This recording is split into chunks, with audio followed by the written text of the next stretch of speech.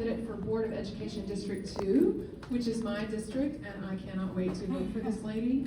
You guys Hi everyone, I'm Jessica Fleming. I'm excited to be here today. I'm the mom of 4 Forsyth County students. I have 2 at Daves Creek Elementary, a 2nd grader and a 3rd grader. It's right around the corner. And I have 5-year-old twins who are in Georgia pre-K, and they will be going to kindergarten next year. Big twins. Yeah.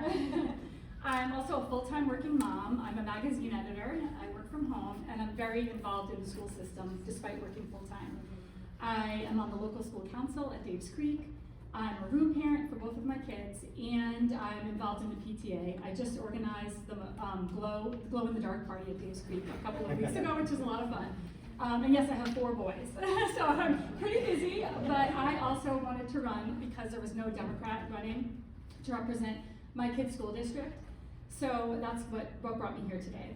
I have been blown away by the school system here in Forsyth County, and we're 3rd best in the state. I think it's amazing, but I'm very concerned about a small vocal minority that want to water down the topics that children can learn about in our school system, and that prevent teachers from talking to their students about all different topics, even though teacher morale is as low as it is.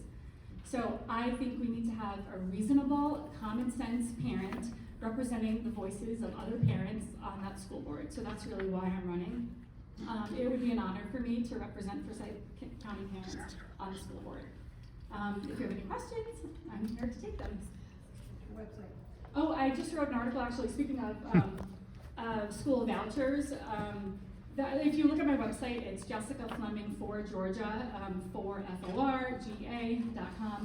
And there's my outline of all the different issues, but I wrote an article in the Forsyth County News about school vouchers, and actually you can grab copies of it. We have there. copies over here. I co-wrote it with the other 2 Forsyth County Democrats that are also running. Subscribe for that stuff. And subscribe. Yeah, and subscribe to the Forsyth County News. As a journalist, I agree that you should subscribe, especially during election season.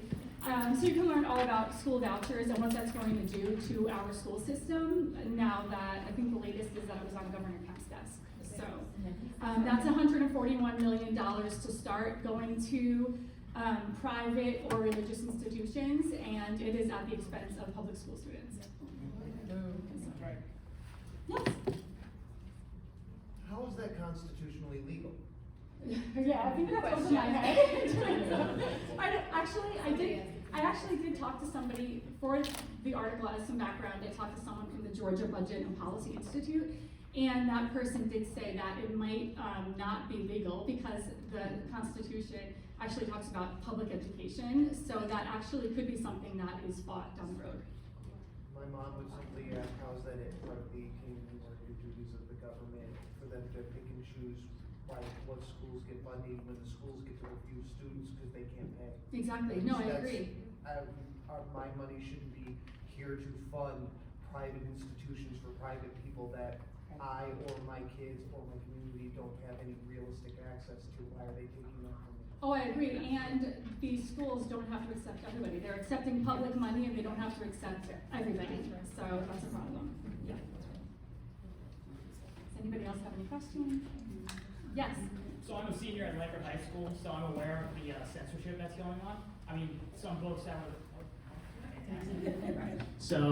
some books that were previously read to us aren't anymore, right? Yeah. And I just wanted to know your views on that and how some books are, available still. So how do you gauge what's restrictable and what's not? What's your holistically speaking, wouldn't you rather deregulate everything, or is there a scale on what's available to the public and what's not? Yeah, there actually is a scale, and I don't know it off the top of my head, but there's like 3 things that you can use to determine whether or not a book should be on the shelf.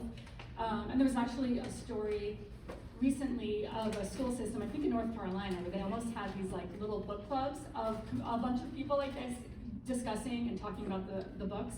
There were 99 books that were in question, and they only removed 4 of them after having community discussion about them. So I think that that's more interesting, or a better way to approach it. I'm a writer, so I am for books and access I had a wonderful childhood, however, books were still a lifeline to me, and I think it's important for people to be able to see other types of people, learn about other experiences, just so many different things that you can't do in your own everyday life. So I'm not for banning books, I am for having a lot more thought and discussion around that. Thank you. I would be representing Lambert, so I'm so happy you're here today.